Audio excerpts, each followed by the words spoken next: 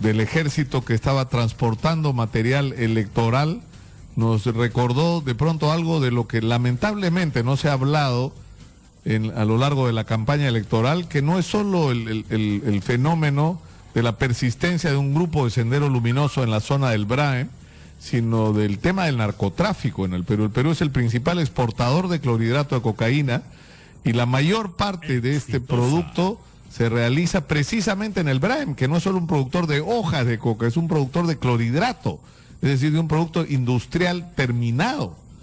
Y en esta zona el grupo de los hermanos Quispe Palomino hizo campaña en contra de las elecciones y bueno, era evidente que algo iban a hacer y lo hicieron. Está registrado formalmente el fallecimiento de 10 personas, entre ellos 2 de los conductores que eran civiles, y hay una 11ª persona desaparecida, un miembro del ejército, y se teme que el total de las víctimas entonces llegue a 11.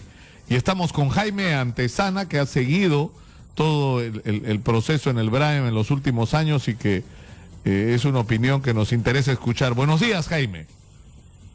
Buenos días, Nicolás. ¿Qué tal? ¿Cuál es tu opinión sobre lo que pasó este fin de semana, este sábado, y sobre otros hechos que entiendo han ocurrido? Ha habido también 2 marinos heridos en otro ataque, en otra zona del BRAEM. Sí.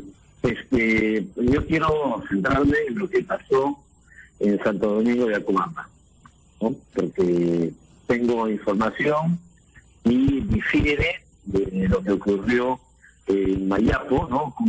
Lo que fueron los tiros contra una embarcación fluvial de la Marina, que eso al parecer fue un tema de tráfico de drogas. Respecto al tema de Santo Domingo de Acobamba, ¿no? En primer lugar, de acuerdo a la información que yo estoy manejando, ya desde el día 2 de abril, los militares del Comando Especial de las Fuerzas Armadas, ¿no? Y de la 31ª Infantería del Ejército, ya habían sido informados de que columnas de los hermanos Quispe Palomino habían sido vistos precisamente el 2 de abril en Cedrullo, ¿no? Ya se había comunicado de que habían llegado a Cedrullo y que se encontraban rumbo hacia Santo Domingo de Acobamba. Un segundo hecho es que el día 7 de abril, hicieron un ataque simulado a la base de Huelva, ¿no? Un ataque para desviar la atención y hacer creer que el asunto se trataba de la base militar de Huelva, y cuando en realidad el objetivo era atacar a este convoy, ¿no? de militares que iban a dar seguridad al proceso electoral en Santo Domingo de Acobamba, y que termina finalmente con este dantesco costo social de 10 muertos, ¿no? Entre soldados y civiles. Entonces, una primera conclusión es que ellos ya sabían perfectamente que esto era previsible. Totalmente previsible, porque ya habían sido informados de la presencia de columnas de esta organización de los hermanos Quispe Palomino el 2 de abril. También fueron informados de la simulación de un ataque a la base de Huelva el 7 de abril.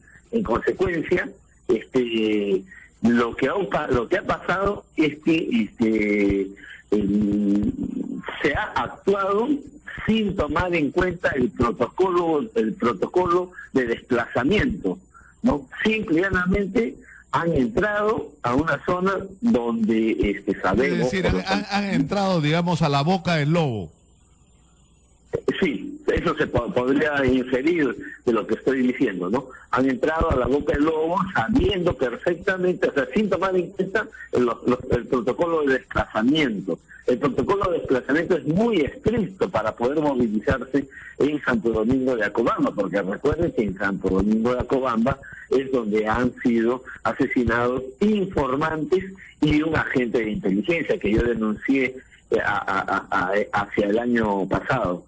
Entonces, evidentemente que aquí ha habido irresponsabilidad, soberbia, negligencia del mando y del comando, ¿no?, de esta zona, ¿no? Yo creo que estos 10 soldados que han muerto, junto con los civiles, tienen que ser, tienen que tener responsables, ¿no? Y el primer responsable, evidentemente, es el jefe de comando especial, ¿verdad? El segundo es el general de la 31ª Infantería del Ejército de Huancayo y el jefe de comando conjunto. Porque no es posible, mira, este ataque es uno de los ataques, por un lado, que ocurre con este nivel de costo después del operativo Libertad de abril del 2012, que terminó con 8 bajas, tanto de la policía y del ejército, ¿no? Y quizás muy cercano a las bajas que produjo una emboscada en Tintaypunco, que dejó 14 soldados muertos. Estamos hablando de 10, ¿no? Entonces, solamente existen estos dos hechos, tanto el balance final del operativo Libertad del año 2012, que dejó 8 bajas entre soldados y policías, y lo que fue la emboscada en Tintaypunco, que dejó 14 soldados muertos. Después de estos dos hechos, no, este es, digamos, la emboscada de mayor costo de las Fuerzas Armadas en persona. Y todo por no ceñirse a los protocolos, todo por creer en el diagnóstico que había dejado Iván Vega en la zona, que había dicho de que solo quedaban 60 narcoterroristas en la zona, ¿no?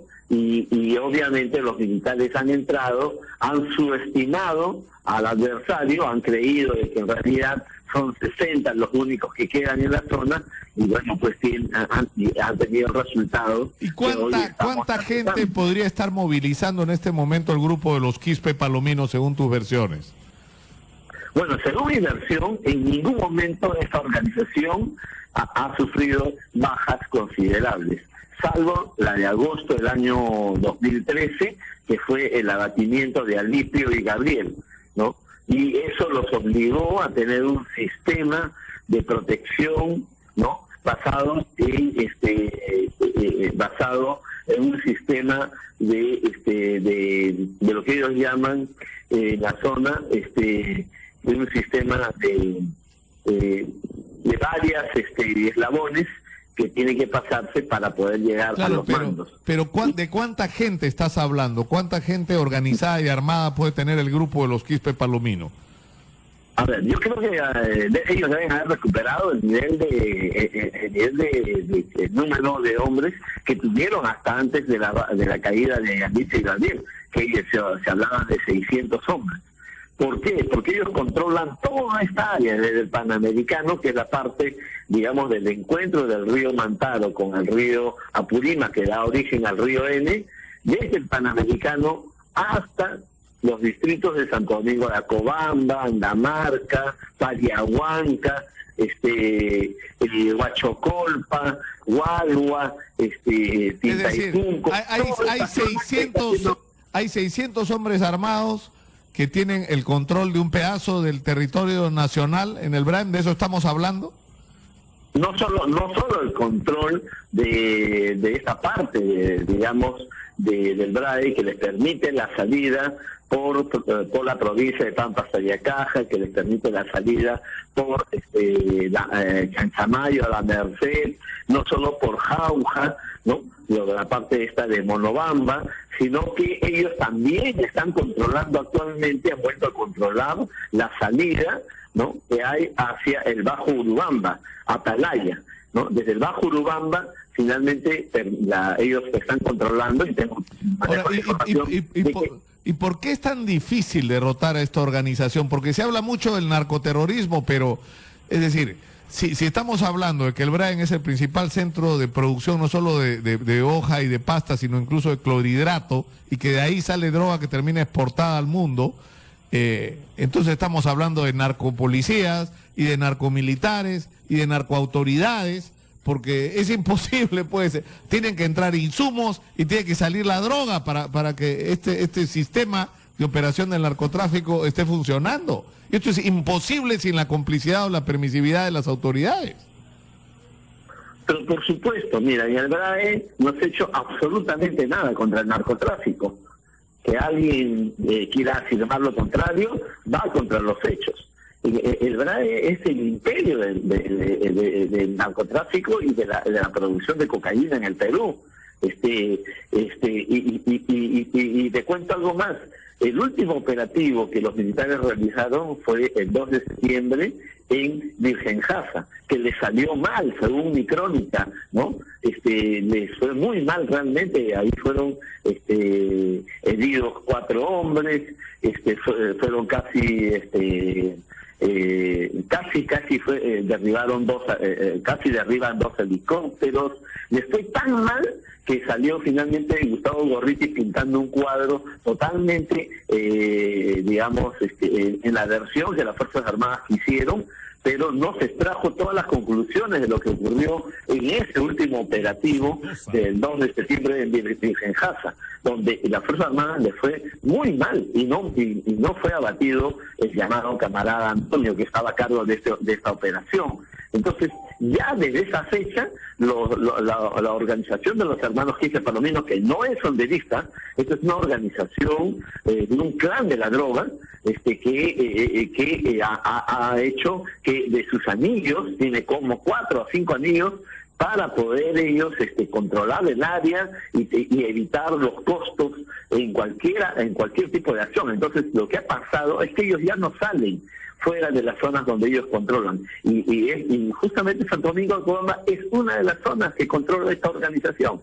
Simplemente bastaría con recordar la muerte de un agente de inteligencia ahí en la zona, y que yo denuncié y que las Fuerzas Armadas no hicieron absolutamente nada por encontrar su cadáver, ¿no? Y de eso estamos hablando hace ya más de un año. Entonces, esta zona es una zona que está bajo control de las columnas de los hermanos Quispe Palomino, y que desde octubre, cuando cesan todas las operaciones militares, desde octubre esta zona ha servido para sacar toneladas de cocaína. Los hermanos Quispe Palomino sacan toneladas de cocaína, y todas están saliendo por caminos de herradura. Y toda esta zona la controlan los hermanos Quispe Palomino. Ellos no entran a otras zonas donde no tienen el control. Y por lo tanto, entonces, ahora que hacían desplazamientos sin tomar en cuenta los protocolos que se manejan para desplazarse en estas áreas, entonces han tenido una emboscada que les ha dejado un alto costo. Como le digo, 10 soldados, consideremos a los choferes civiles también como parte de los militares, porque trabajan para el comando especial. Entonces, en definitiva, estamos hablando de un altísimo costo que solamente recuerda lo que fue Tintaypunco el año 2009, donde abatieron a 14 soldados, o los costos que dejó el Operativo Libertad del año 2012, que dejó 8 miembros de seguridad entre soldados y policías abatidos. Este es uno de los altos costos que se paga cuando desde las versiones oficiales del año pasado informaban de que solo quedaban 60 hombres. 60 hombres no te pueden abatir pues a soldados y civiles en un costo de 10. Incluso me informan que hay otros heridos, hay alrededor de 7 heridos que han sido llevados. Claro, y por lo menos hay una persona desaparecida que se considera que podría ser una víctima más. Una última pregunta, o más bien una invitación, Jaime. Tú has escrito en tu cuenta de Facebook que en las próximas horas darás a conocer el número de narcocandidatos que han ganado una curul en el próximo Congreso de la República. y que incluirás a narcocandidatos de Fuerza Popular y de los demás partidos. Esto es un asunto bien serio. ¿Sí? Tú lo que estás diciendo, ¿es verdad? ¿Esta es tu cuenta de Facebook donde se sostiene Sí, esto? por supuesto, claro que sí. Ganó Keiko, ganó el narcotráfico, porque ahí habían 17 narcocandidatos y la mayoría de ellos, con raras excepciones, han ganado en las elecciones. Obtienen un curul. Te puedo enumerar las regiones por donde han ganado y lamentablemente yo creo que el triunfo de Keiko, como lo venía sosteniendo, iba a implicar el triunfo de los narcocandidatos. Y en los otros partidos de igual manera tenemos, entonces está a punto de sacar un balance cuantitativo del número de narcocandidatos que han obtenido una curul y es lamentable. Pues estamos, para mí, frente digamos, a un pre-narcoestado. No es posible aceptar el número de narcocandidatos que han ganado y que la gente crea que esto se trata de simples resultados. Claro, pero Jaime, esto es un asunto lo suficientemente delicado como para que yo te proponga que vengas a los estudios de Radio Exitosa y digas quiénes son estas personas y qué pruebas tienes de su vinculación con el narcotráfico. Yo creo que es lo correcto. Nicolás, yo no puedo ir y decir los nombres, porque sabes perfectamente que esto corresponde a procesos de investigación, ¿no? Que tienen que empezar desde la policía, el Ministerio Público y el Poder Judicial, para que después finalmente terminen siendo considerados narcocandidatos. Pero resulta absolutamente claro que en Puno, en San Martín, en Huancavelica, donde yo he estado y he dado a conocer los perfiles de los narcocandidatos, y la gente sabe perfectamente los resultados, igual en Apurímac, ¿no? Igual en regiones como Junín y otras regiones donde yo he dado a conocer los narcocandidatos en base a perfiles. Y la gente ha sabido identificarla. Yo he llamado a los clanes, no por el nombre y apellido del narcocandidato, sino por las actividades o alguna anécdota de sus vidas, y obviamente lo he dado a conocer, ¿no? Yo no tengo ningún problema en señalar el número de narcocandidatos que salen, que van a estar en el próximo Congreso, pero no me pidas nombres y apellidos, porque obviamente soy yo el que estaría metiéndome a la boca del lobo. Pero yo sí tengo responsabilidad con el país, y considero de que en el caso de Puno, de San Martín, de Huancavelica, de Apurímac, de Junín, etcétera, no me he equivocado, y ahí están los resultados, y la gente de la zona sabe perfectamente quiénes son los narcocandidatos, y esta es una de las preocupaciones que yo he tenido, y que lamentablemente no ha contado pues con el apoyo más allá de la entrevista que me hiciste, de otras entrevistas que he tenido en Radio Exitosa o el Diario Expreso. Ningún otro medio, más allá también obviamente de los medios internacionales que han considerado este elemento, no le han dado ninguna importancia, ¿no? Y ahora tenemos que lamentar el número de narcocandidatos que vamos a tener en el Congreso, o sea, ¿no? Que va a ser altamente significativo.